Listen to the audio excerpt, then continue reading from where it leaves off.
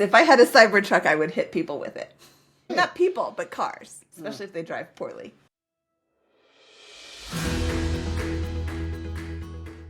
Hi there, my name is Mindy Jensen. And I'm Carl Jensen. And this is the Mindy And Carl on Money podcast, where we talk about what happens after you reach financial independence and quit your job so you can start living your best life. Why do we call it the Mindy on Money show? I was the one who came up with the name. We tried some other ones, so we landed on that. We call it Mindy on Money because Miss Mazuma was taken. Shout out to Bianca. You know, Bianca is somebody who has really figured out what her level of enough is. And why do you say that? Because she is not constantly pursuing more. Okay. For people who don't know Bianca, she had a site which she doesn't maintain anymore and is gone, but she was on the Plane with Fire movie. If you've seen that, you have seen Bianca. She is a flight attendant who got to a position of fire, which is great. I think most people don't associate flight attendants with fire. It's always cyber bros like me who did tech work, or maybe real estate entrepreneurs. So a flight attendant is an outlier.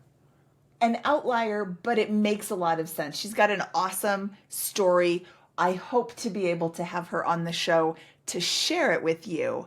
But today we are going to be talking about the concept of enough. So we hit enough, even though we may not have known we hit enough. And then we continued on. And I think that there are a lot of people, especially in the FIRE community, that are in the same position or will find themselves in the same position as we find ourselves today. I've said this before, the money part might not be easy, but it is simple. It's basic math. The psychology around money is the really hard part. And we're going to talk a lot about that today, how you know you've gotten to your point of enough and what to do after that, because leaving a job isn't easy. I think a lot of people in the financial independence community minimize that. Oh, just quit and you'll be fine. But it's nowhere near that easy. And we'll talk about that in this episode. One of the things you can do to help you on your path to FI is to keep track of your money. One thing that we have done is use Empower to keep track of our net worth. Empower is pretty cool. It's free and secure. You enter all your accounts into this site, and it shows you a snapshot of your money that updates multiple times per day. So I can log in and see exactly what our net worth is and how it's trended and all kinds of other cool numbers. It's an instant financial snapshot, and you can learn more at mindyonmoney.com/empower. Again, that's mindyonmoney.com/empower. Okay, today we're going to be talking about having enough money. And I've had several conversations with friends recently about the concept of enough. And of course, here the concept is enough money, enough investments, enough to last through your early retirement and into your traditional retirement years. And we sit here faced with a slightly different problem. We have more than enough, which means that we worked too long. We spent too much time at work, too much time accumulating, and not enough time retired and pursuing our best life. And even as we speak, I have a job still. I work at biggerpockets.com. I host their money podcast with Scott Trench. I make videos for their YouTube channel. And what is that phrase? If you love what you do, you'll never work a day in your life, or something like that. I really, really love talking about money. Oh, really? We didn't know, Mindy. So it's a bit different, but it's also the same. I am working longer than I really need to, but I enjoy it. And I think in the financial independence community, so much emphasis is placed on retire early. You don't have to retire early, but why are you working? Why are you pursuing financial independence? And this is something that I think is really going to need to be in the forefront of your mind as you are pursuing or as you are contemplating what your enough number is.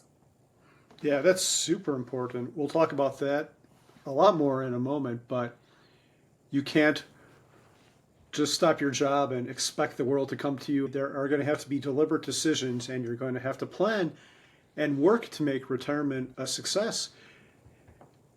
In a lot of cases, the work part is easier because there's the saying, people love the cage that binds them. So it's easy to go to a job, be told what to do, when to be there. You've got a routine built in. But when you stop working, everything is on you at that point. And it's different. It's good. It's good different, but it is different. The FIRE community has wrapped itself around this concept of the 4% rule, originally designed, created by Bill Bengen, a financial planner. A rocket scientist turned financial planner in 1994. He looked at the historical returns of the stock market and decided that based on the worst case scenario, 4% is what you could withdraw from your retirement account and then adjust for inflation and withdraw 4% again the following year, and so on, and still have money left over at the end of 30 years. And if you have not read this report, it is a fascinating article he published in the Journal of Financial Planning back in, I think, October of 1994. Email Mindy at mindyonmoney.com and I will send you a PDF of this report or this article. It is fascinating.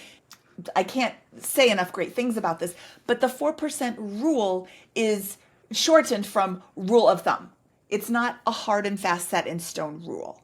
I would like to note that the Trinity study confirmed his numbers in 1998, and Michael Kitces reconfirmed those numbers in 2008, and Wes Moss reconfirmed those numbers in 2022. So this isn't just like some whim thing that some random guy named Bill decided to come up with. First of all, he's a rocket scientist, but also there's a ton of math and thought that he put into this. And I would, just as much as I am espousing the benefits of this, you can find no shortage of people who say, well, it's not 4%, it's 3%, it's 3.2, it's 2.4, it's, whatever. And you will always find detractors because, hey, I agree, doesn't sell newspapers. I wonder if part of the problem is the name, a rule, and I don't think he even used that term, but it's become known as the 4% rule. And when you hear the term rule, you think of something that's strict and very defined, and there's guardrails around that. And I think that's part of the problem. What if we just called it the 4% recommendation or some other word? Because that's how it should be. You don't have to take 4% out. If you retire and then the stock market has a great 5-year run, maybe you can let loose a little bit. On the other hand, if you retire and the stock market does the opposite, you don't have to take the 4% out. Maybe you even go back to work. The biggest concern with an early retiree is the sequence of returns risk, which means the stock market has a big downward incident right after you retire, and then you don't have all that money compounding for you. But guess what? If that happens right after you left your job, is also the best time to perhaps go back to that same job or a similar job. You're still going to have your skills. But back to that original point, it's not a rule. It's not a hard and fast rule. You could do whatever you want with your money. You don't have to pull out the 4% and do what you feel comfortable with. I think people spend way too much time talking about this thing. As we just spent a ton of time talking about it. But I also think that if you are looking at financial independence, you're coming to this idea, newly discovering this idea, you will happen upon, it was actually called the safe withdrawal rate in that article. You will happen upon this 4% rule of thumb. Maybe we should just start calling it rule of thumb instead of 4% rule. We should go the whole name. The R word is still in there, though. Yes. Okay. So you will come across this safe withdrawal rate of 4% multiple times. And it's a great starting point because so many intelligent people have tested it over and over again and come up with the same conclusion that this could really work.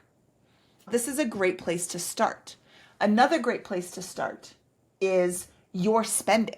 They kind of go hand in hand. If you know that you're going to be withdrawing 4% of your portfolio and you spend, I don't know, If you don't know how much you're spending, then the 4% safe withdrawal rate is worthless to you because you need to know how much you want to spend. We did our own guess based on flawed information and guesswork, a lot of guesswork, and came to the conclusion that we spend $40,000 a year. Well, if you listen to last Friday's episode, you would hear us say that we just spent $80,000 on cars last year alone. That's 2x our annual spending just on cars. We didn't even count household items, groceries, clothing, all the other things that go into it. And we went on vacations. You need to know how much you're spending just in your regular annual day-to-day life. What are good ways to keep track of spending? Notebook, pen, paper. I'm not a big fan of that. I'd rather automate it a little bit more. There's services like You Need a Budget. A lot of people rave about that. I've never had any experience with it. We'll put a link to it in the show notes. But one thing we did do, which I really appreciated, is we created a Google form to record an expense that would feed into a Google Sheet, which is the same thing as Excel. From that point, we could create different tables. It's called a pivot table to see exactly how much you spent on various things. And it is a little bit tedious because you have to manually enter all your expenses, but I think it's a worthwhile activity. It might change the way you spend a little bit because sometimes you'll go to buy something ridiculous and then you'll have to enter it and it's reminding you of your purchase. Not everybody is like me, and some people actually like technology, and we moved on to tracking our spending through this Google Sheets and Google Forms and all of this stuff. And it was really quite helpful to be in the moment. As I'm checking out, I would whip out my phone because my spending tracker was on my phone, and I would open it up and I would enter all of the information in there, and it would shoot it to the computer because then it would sort it out for us into different categories, and it was very easy for us to keep track that way. Bottom line is, however you choose to track your spending is for you. Personal finance is personal. If you've listened to my other show, you've heard me say that 100 times. And you just need to know how much you're spending. So to wrap this up, you need to know how much you're spending, and you need to know how much you're going to withdraw, your rate of withdrawal. And the 4%, I'm not going to say rule, the 4% thingy is a pretty good place to start. The 4% thingy, I like that. That's great. Let's move on to our next part. What we just talked about, I don't want to say easiest, but it is simple. Like I said before, it's only numbers. The next part, the psychology of actually stopping work, is much harder. So let's talk about what happens after you've done your numbers and you have enough to leave. Let's talk about leaving your job. You just quit and everything's perfect. The end. Thanks for listening. No, that's not it. I think leaving work is one of the greatest disruptions of life. You think of things that disrupt your life, and one of them might be a divorce, or your kids move out, or maybe a death. But this is one of them because you're at a job and you're spending about 2,000 hours a year at that thing, and then all of a sudden, you're not going to do those 2,000 hours anymore. That's a pretty big void to fill, right? Yes, that is a huge void to fill. And if you haven't been planning for what you're going to be doing, a lot of what I have seen from Carl is actually retired. What I have seen in Carl's life is that he was going to retire, and then he did. And then what? And he had this list of a billion things that he was going to do, but other things creeped in because he didn't have a real set plan for afterwards. He spent all this time, but then afterwards it's like, oh, well, what am I going to do now? And things just kind of took up your life. And that's not necessarily bad, but it wasn't necessarily good either. We'll talk a little bit more about that in a moment. We've just been to a lot of parties. What do strangers ask each other when they meet after you've introduced yourselves? What is the number one question? And I'm so guilty of this too. So what do you do for work? What is your job? Yeah, what do you do? That's the opener, right? Yeah. What's your job? What do you do for a living? Our identities are wrapped around our job. I wonder if that's a thing specific to America. I would say it probably is more so than other countries. But isn't that interesting how that's how we identify ourselves and that's how we define ourselves is with our work? What's a better question? What's one awesome thing you've done this year? See, now then I have to think about it. When somebody asks me what I do, I have an answer. It's easy to start a conversation that way. Except if you're retired, in which case it makes the other person all uncomfortable and they think you have a terminal illness or something like that. Early retired. Yeah. Oh, I'm retired. Really? You don't look that old.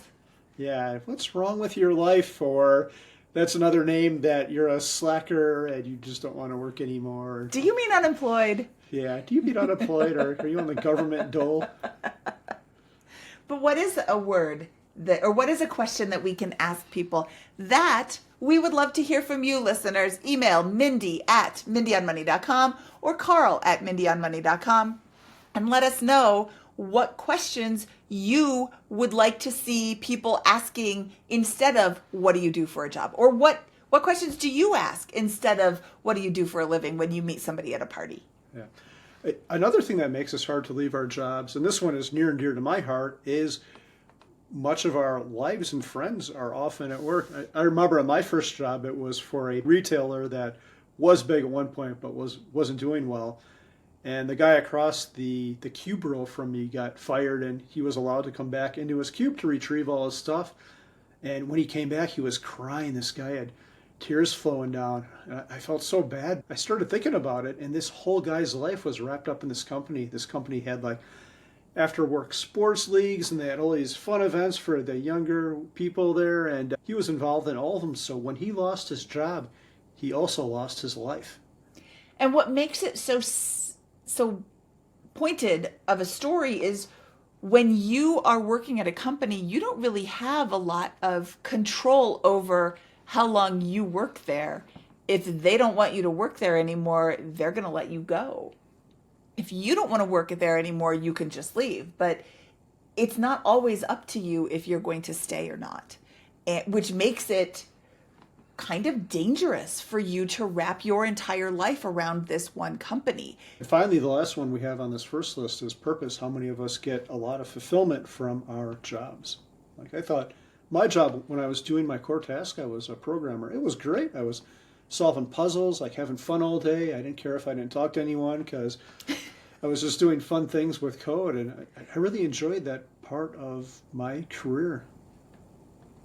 I don't think that's very helpful to be like, oh, I didn't talk to anybody, so I didn't care. But everyone has their own definition of purpose or fulfillment. And yeah, I'm trying to think of some other job. Maybe if you're an accountant, you like optimizing people's numbers or helping them out that way. If you're a doctor, you enjoy helping people.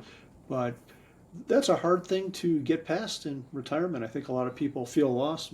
My dad was super lost in retirement. He had no idea what to do with himself. Yeah, you need to have things going on outside your job. And as you are thinking about your enough in terms of money, you need to be thinking about enough in terms of life enjoyment. Yeah. We're actually going to see some people later this week who had a plan to sell their practice but backed out of it. I think part of their thing, and I think this happens to a lot of us too, we get pretty good at making money and it's easy. We've got our systems in place. We're good at our job. We're making more than we've ever made because we've been working for 20 years. And money becomes a lot easier than it was when we were younger, and it's hard to leave that behind. So we find ourselves moving the goalposts, and then we tell ourselves lies to justify it, like, oh, the stock market has been bad, or there's a war going on, or this and this and this, and we find some information and cling to it, and then give ourselves an excuse to work another year.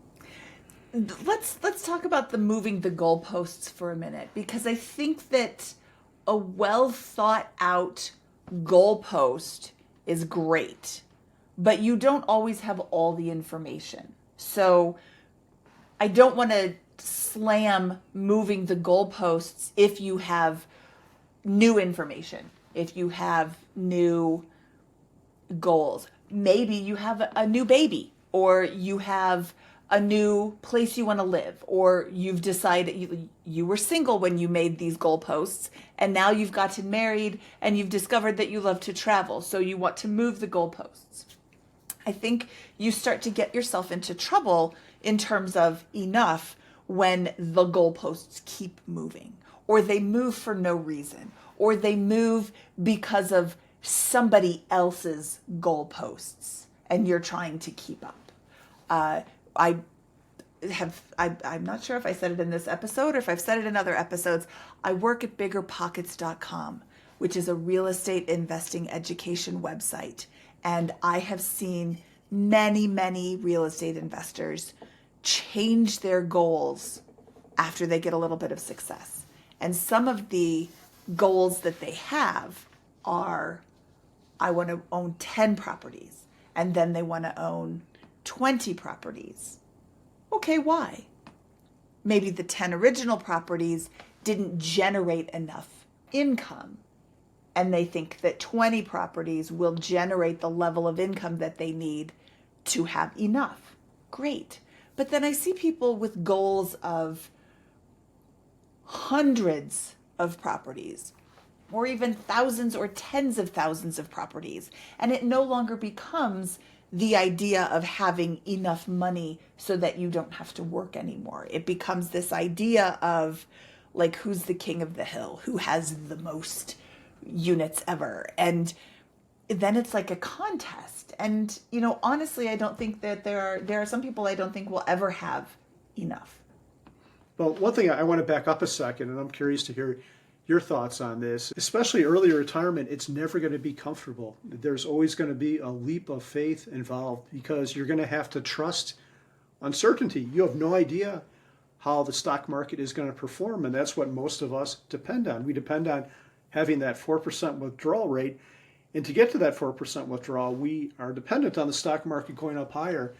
So I would tell people, if you're waiting to feel comfortable to retire, you might be waiting forever because you're never going to get to that spot unless you save like $100 million in cash and you spend $50,000 a year.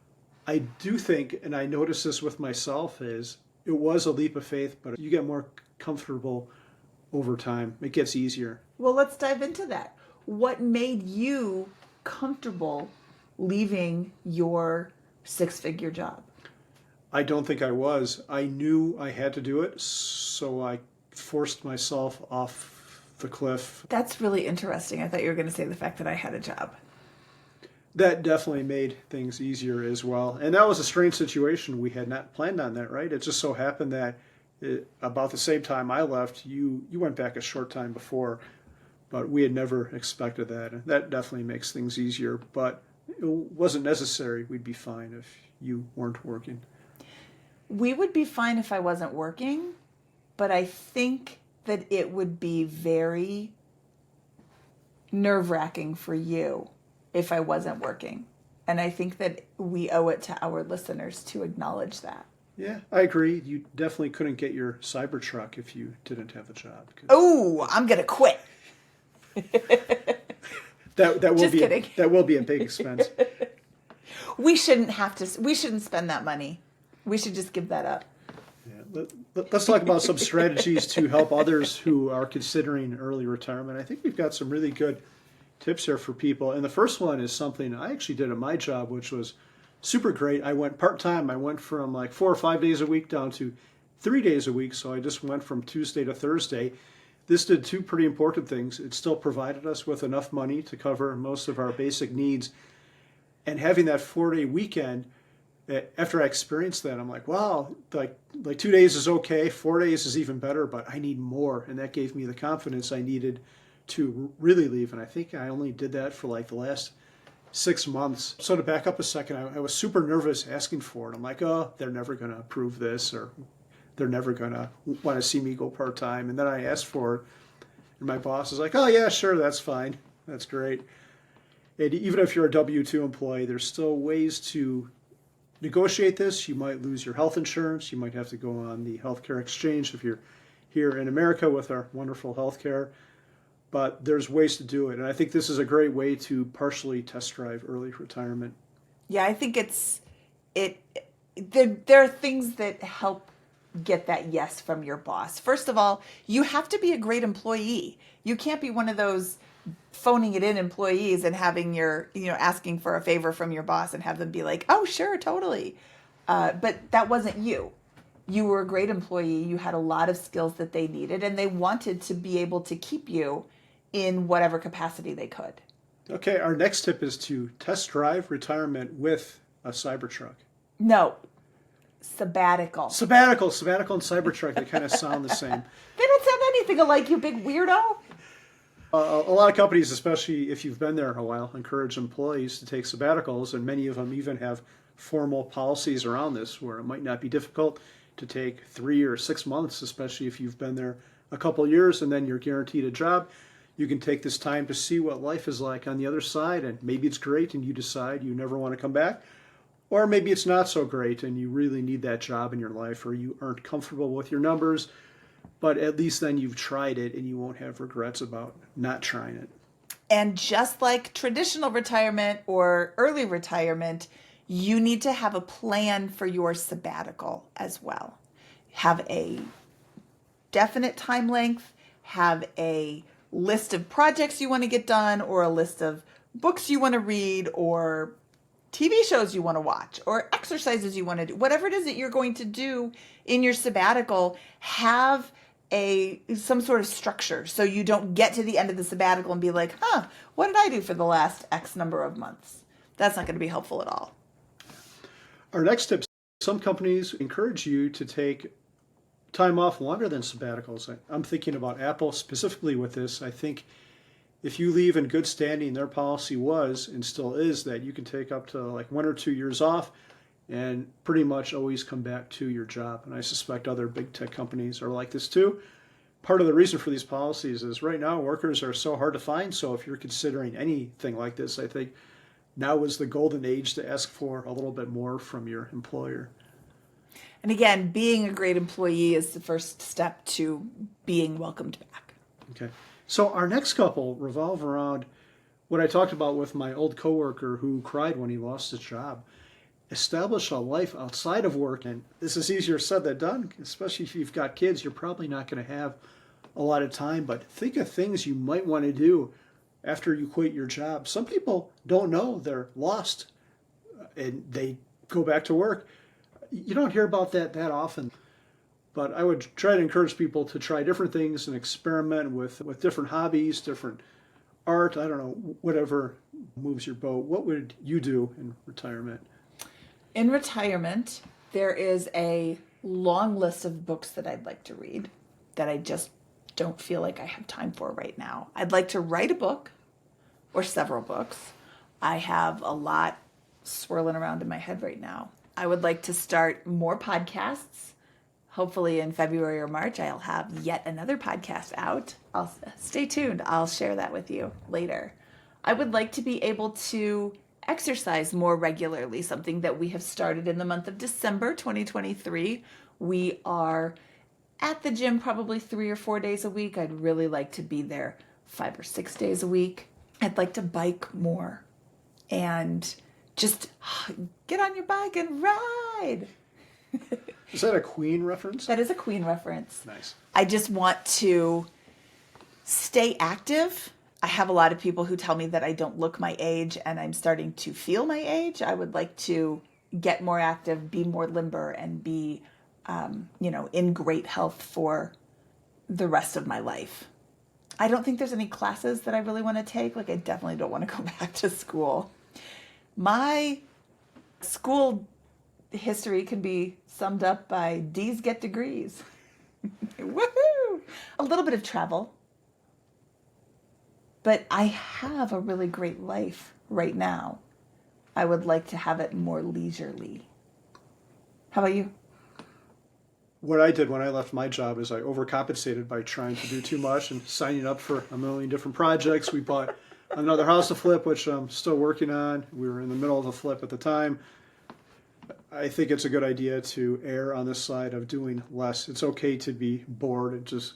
Oh, really? Do you think that? Really? As evidenced by all the times that you're bored? And now I'm okay with going for a walk for 2 hours a day, every day, and I wouldn't have been okay with that initially. Well, life's a journey. You have to figure yourself out, and that's half the fun of the whole thing. If you're only listening to this and not watching it, you missed me giving him the stink eye. He was not okay with just hanging out before. He's getting better. I'm wearing him down. So our last couple are to work on relationships with your friends and also your partner. Friends are super important, and a lot of them don't have us. You especially read about this with males, I think, because if you do have a single worker household, it tends to be the male in the relationship if you've got a traditional relationship. So a lot of men are, Mindy's looking at me like I'm nuts again. A lot of men are especially lonely after they've worked a whole career and then they leave and everything they knew was at work. So work on that stuff beforehand, but also your partner. I think this has actually happened to at least one person I know. It's no public person, so don't speculate, internet people. But if you don't work, you're going to be around your partner a long time, and a job, especially an intense job where you're at work a lot, can mask a lot of those issues. But all of a sudden, if you're thrust into a life together, you're going to have to know how to negotiate that, and you're going to have to be on good terms with your partner. So work on relationships. Yeah, that's really important. And that's not something that you can, okay, we're retired, now we're going to work on our relationship. You need to start that now. Date your spouse. And I know that me being in your life more often is a big enhancement for you, right? Yep, sure is. We have a big house, and we can we can get away from each other when we need to. So we have created a document that we are going to link to in the show notes. You can find this worksheet at mindyonmoney.com/enough. It's kind of a guided tour to help you work through the things you need to think about when you're trying to determine your enough number, because the 4% safe withdrawal rate is a great starting point, but that's not the end all be all. And I know that if everybody listening has heard me espouse the benefits of the 4% safe withdrawal rate thingy on multiple podcasts, but it isn't written in stone. So you do want to do a lot of different thinking exercises as well. Number one, read the original 4% rule article. And again, if you can't find it online, it can be kind of difficult to find. I found it. I saved it to my computer. If you'd like a copy, email mindy@mindyonmoney.com and I will email it to you back. It's very quick. Just, hey, can I have the 4% rule article? Sure you can. Thank you so much for listening.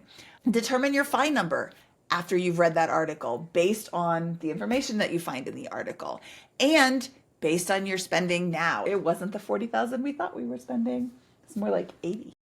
What would be your number one tip for your enough and stopping your job? I was going to say determining what kind of lifestyle you want to live in your retirement, your early retirement, your traditional retirement, whatever, determining what kind of lifestyle. So definitely discuss it with your partner if you have one. What is your level of travel going to be? How much will you be supporting others? Are you going to have children? Do you have children now? Are you going to retire when they're 10? Are you going to retire when they're 27? How old are you going to be when you're retiring? How many years do you want to retire? Where are you going to live? If you're going to live in California, that's going to be a very different number, very different enough number than if you're going to live in Southeast Asia. What's your level of health? Are you going to need care, constant care? Do you have chronic diseases? There's a lot of different factors at play, but your general lifestyle that you are going to be pursuing is going to be a huge factor in figuring out your enough number. I'm going to give advice that might be the opposite of what you said. And all I'm going to say is, it's 3 words, and then I'll expound on it. Don't be rigid. I've been retired for almost 7 years now, and my life looks so much different now than I expected it to be. And in many ways, it's better. But there are things that I could have never anticipated. And that's one of the glorious things about financial independence. If you would have told me I would have owned a co-working space 7 years ago, I would have thought you were nuts, and I wouldn't have been able to do it if I still had a job because it consumes some of our time. Or like I'm writing a book now, I wouldn't have had time for that either. So don't be rigid with anything, with the money part either. And I'll say something that a lot of people are going to cringe at. If you're not at even your 4% rule, but you have significant savings, you don't have to wait till you've got that to stop your job. You can take some time off while your kids are young and go back to work after that. Nothing has to be set in stone, and your journey is going to be different from everyone else's. Take some chances. I think early financial independence is taking some chances. But I would err on the side of even being a little bit more, I don't want to say reckless, but Definitely don't say reckless, because then people are going to be emailing us in 10 years. I quit my job and now I have no money. you should be doing things that scare you every once in a while, that get you out of your comfort zone, because that's where you grow. And leaving your job, even before you get to your big number, to explore some incredible opportunity, to spend time with family, to get in the best shape of your life, that might be a worthwhile thing to do, even if it's going to give you a little bit of queasiness when you initially do it. Push yourself off the cliff. Be thoughtfully reckless. Very thoughtfully reckless. Take calculated risks. Yeah, calculated risks. I'm and have a safety net.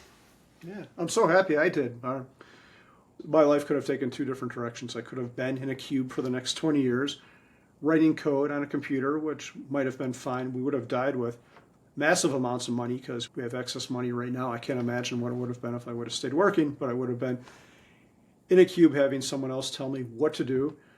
Or I could have the life I do now, which is a great big open book where I can exercise for 2 hours a day. I love going to the gym and just working out without a time constraint, spending time with the kids, never saying no to something that your kids might want to do, like go ice skating as our kids are doing now, or reading a book to them, being able to embrace opportunities that come at you, which you wouldn't have been able to do otherwise.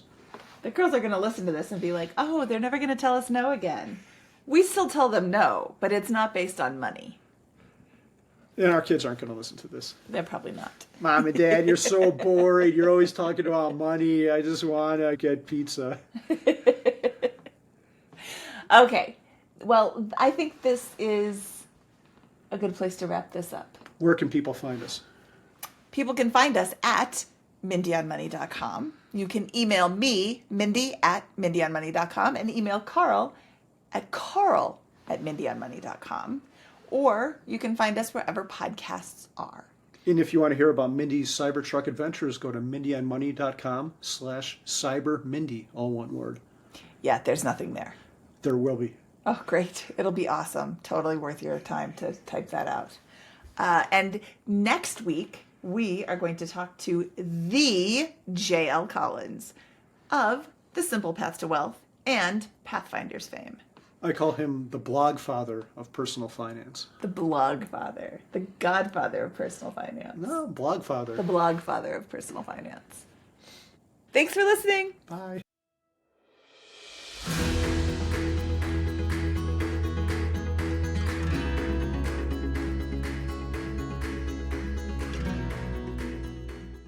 Carl, on our last episode, we talked about you being a cyber bro. Well, you called yourself a cyber bro. I called you a cyber nerd, and you are proving me right with your cyber nerd shirt and your little cyber nerd Christmas tree ornament and your little cyber nerd remote control truck. You're really going all out with this, doubling down on the cyber nerdery. We should tell the audience what I'm wearing and what objects are around us in case they are not watching on YouTube. If you're not watching on YouTube, you are missing out on this amazing Cybertruck display of affection. I have a Cybertruck shirt on. We have a little Cybertruck remote control toy. And for Christmas, Mindy got me a Cybertruck ornament, which is beautiful. It was adorning our tree moments ago, and I took it off so it could be here with us on the podcast. But great. Truth be told, you're the one who has a Cybertruck reservation, right? Is that true? I do? Yeah. Did you reserve one in my name? Of course I did. Why? I don't want that thing. I don't really want it either, but I thought you would. What? How long have we been married and you think I would want that truck? I'm not going to drive it. Sometimes you get angry, you've got road rage, and you're like, if I had a Hummer, I would just hit them. And she wouldn't really do this, but the Cybertruck would be I wouldn't really do this. Sure, keep telling yourself that. So maybe I'm going to cancel your reservation. It sounds like this might land you in some hot water.